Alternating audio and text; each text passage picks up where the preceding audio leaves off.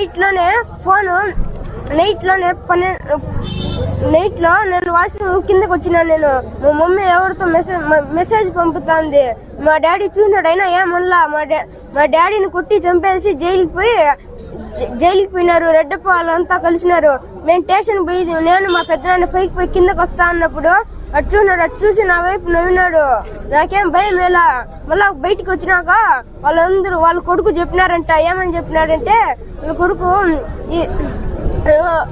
బాబా నేను చంపేస్తున్నా రా బాబా, నువ్వు రాకపోతే నేను చచ్చిపోతా ఇప్పుడే, నీ మీద అర్జీ రాసి నేను చచ్చిపోతా అని చెప్పిందంట మా మమ్మీ.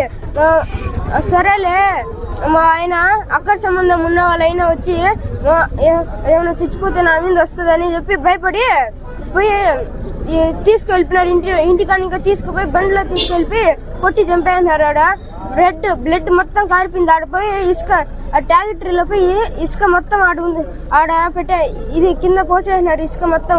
మా డాడీని చెప్పి స్క్రూ బ్రెయిన్లు దింపి చంపాను. రాడ్లతో కొట్టి తల మీద బ్లడ్ మొత్తం పట్టి రోడ్డు మీద పోసి మా డాడీని చంపేసినారు మా మమ్మీ.